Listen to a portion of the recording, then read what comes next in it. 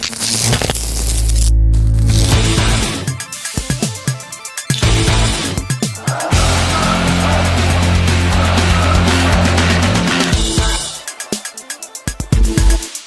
I want to talk about today is the conundrum of reality and non-reality, of our world and the fictional or artificial worlds in works of art, and everything from what graces museums and galleries to what enters our living rooms in the form of television or video games. The title, as you may know, is in reference to the works of Walter Benjamin, the most important procrastinator in modern history. Benjamin is a pioneer in media studies with his study of cinema and how we consume media on a societal level in dark movie theaters from Berlin to New York, watching technically reproduced images like the one we have in this beamer, and today streamed on the internet over and over again. His essay is one of the most assigned texts in the humanities, itself technically reproduced and culturally consumed on a hyper-meta level. Its primary theoretical focus is on ideology, specifically Benjamin's rather unique Marxist perspective about political progress and the fascist political order that he was working under during World War II. What I want to connect this to is what I call the current conflict, what others call the war on terror, and the things that go along with it. So over here is the first page of a legal memo regarding the applicability of federal criminal laws and the Constitution to the contemplated lethal operations against Anwar al-Awlaki. Awlaki was not a military general or a terrorist tactician. He was primarily a propagandist. This authorizes the killing of an American citizen without trial by jury, an authorized violation of the Constitution in both the Sixth and, if you think about it, the First Amendment. The violation of the Sixth Amendment hasn't happened in the American in the American context since the Civil War, and this one was executed by a Reaper drone. This is an artifact from reality.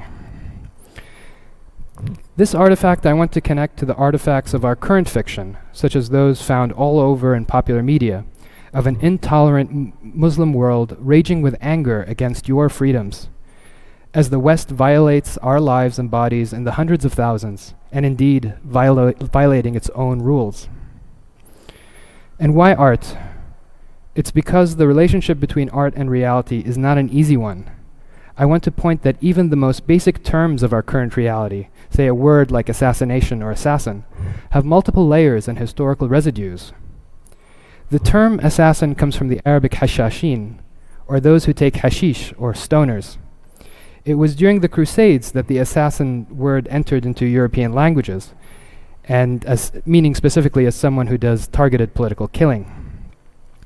It's based on a myth, or fictional propaganda, against a small sect in Islam known as the Ismailis.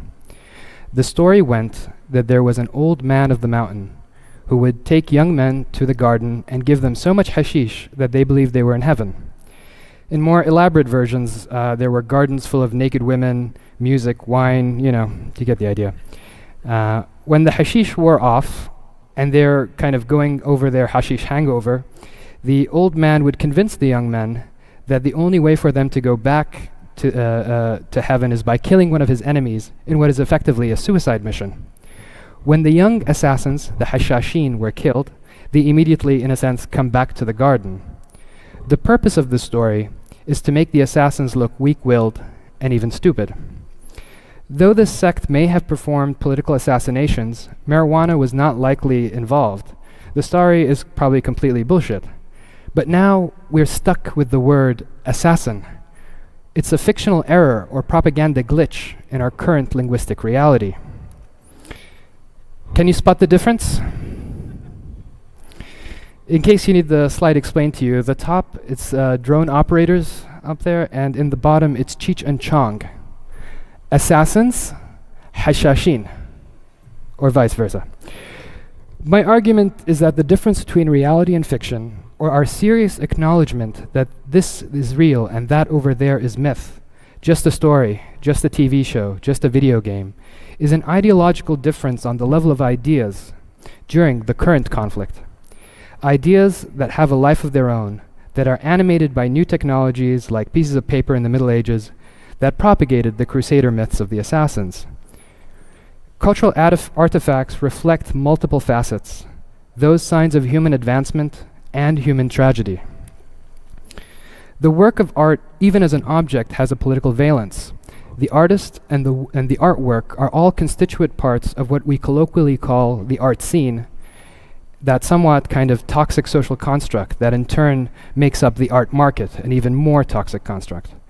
Does anyone recognize the unimpressive painting? You normally wouldn't, except it was done by a young, struggling Austrian artist by the name of Adolf Hitler. Hitler was rejected from art school, struggling to pay rent in a gentrifying but vibrant Vienna.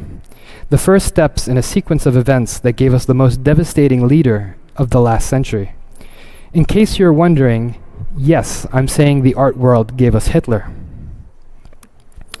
Speaking of bad art, I don't want to make like the facile to Trump transition, but it's hard to avoid.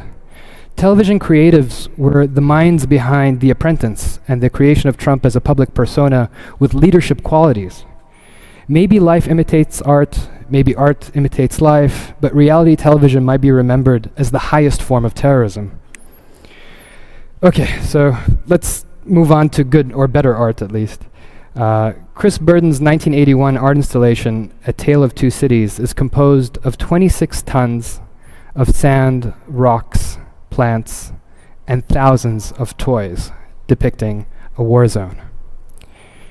It shows the frontier of two bordering states at war, with one of the states being larger and more developed than the other. There is a harbor, an airport, a mountainous region. Toy airplanes and fighter jets hang overhead in flight. There is a small town, an urban center, and what looks like a tribal area. And here you can see the relief of the mountainside. One side is scarred with evidence of bombing and devastation. The other appears unharmed, though it is surrounded by military infrastructure. Burden's installation was on display several times since 1981 and changed kind of organically over time until it took kind of a final shape in the new museum retrospective in 2013. And it was replicated in the permanent collection of the Orange County Museum of Art, which I'd like to thank for the images. A Tale of Two Cities straddles the historical time frame of the so-called War on Terror, 2 decades before and 1 decade after 9/11. And one can't help imagine that the two cities became a metaphor for North America and the Middle East. Burden's work is both a premonition and a testament to the nature of the current conflict. The juvenile nature of war, from the aggressor's side no less, shows how removed Western democratic societies are from the side of conflict. It is a game going on over there, far away. My question for today is, how can people in the West even make political art with so much historical baggage in the contemporary moment? The following are collages by a Syrian artist called, his name is Ahem Jabr, who mixes scenes of the war in Syria and the refugee crisis with these kind of kitschy, surreal movie images from Hollywood of the 1950s and 60s, showing kind of the bombing of places like Damascus as being perpetuated by UFOs instead of Russians, Americans, and Emiratis. Placing the surreal devastation of Aleppo as an extraterrestrial experience, as if Syria is not even on the planet Earth. Jabr's play on scale and perspective attempts to contextualize the historical heaviness of the current refugee crisis by showing these kind of oversized children sleeping on the beachside, or the overreaction to displays of Western culture, of Muslim culture in the West, like the Burkini incident in France. The horror of surpassing the imagined futures of the past, where control centers determine the fate of poor innocent people seen through the glassy gaze of technology, trying to ensure the security of faraway states that are completely unaffected by the conflict. This next section I kind of put in jest, but I'm also like partially serious. And I want to kind of leave you with the idea that for better or worse, the two most important artists today, working today, are probably Banksy and Anish Kapoor. And still in a way that their work embodies the issues of the art world within the idea of the current conflict. From below and above, the art world feels compelled to be political, to the point that if you make non-political art, in some ways it's perceived as not only gauche, but devastating. or shows that you are kind of so removed from reality that you occupy. And it's always interesting when we think about how art collectors seem to be indifferent to the actual art itself and think of it only as market value. As consumers and critics, we need to voice our concern about the context and not just the content of the art we are subjected to. From the artist's point of view, they feel the compulsion to affect the world through their spray can or massive art commissions. But those energies remain in their niches. They become self-serving as ways for careers to be made. They need to be translated into something far more concrete, more sincere, and more human than the absurd, unending wars we're constantly in. And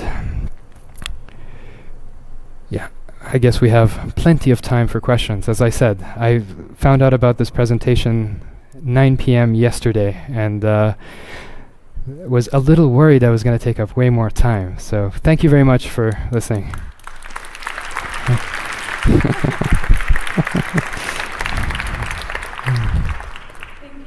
Thank you, Saul. So we have time for questions. If anyone has questions for Saul, please go to one of the microphones. We have 4 microphones in the room. So there's 2 in each alley.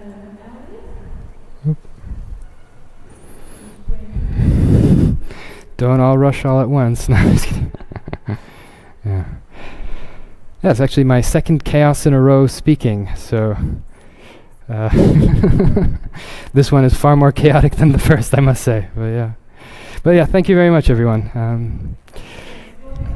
Thank you, Saul. You said that you have squeezed in 10 yeah, like weeks of lectures into this talk. Can you tell us about that? Yeah, I had more artists that I wanted to talk to, but again, the context of how to fit in Haroun Farouki or sort of bigger, more intellectual projects, and the putting burden versus Jabr for me was, on one hand, using a very established conceptual artist who's known to someone who is unknown, who's just working actually entrapped in Syria and can't leave. And I want to show that there is a genuine difference, even if the intention of the artist is good, that the content and the context is in a sense devastating when you put it in the larger sphere of the war.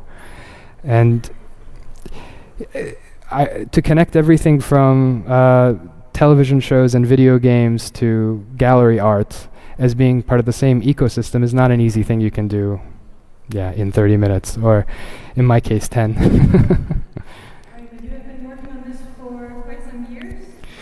This is like postdoctoral work, so this is the stuff I didn't. In my PhD work, I actually do the aesthetics of the Islamic movement from themselves, so it's actually kind of a more internal thing than from the external parties. But yeah, no, this is kind of a one circle removed from what I was actually trained in, but yeah.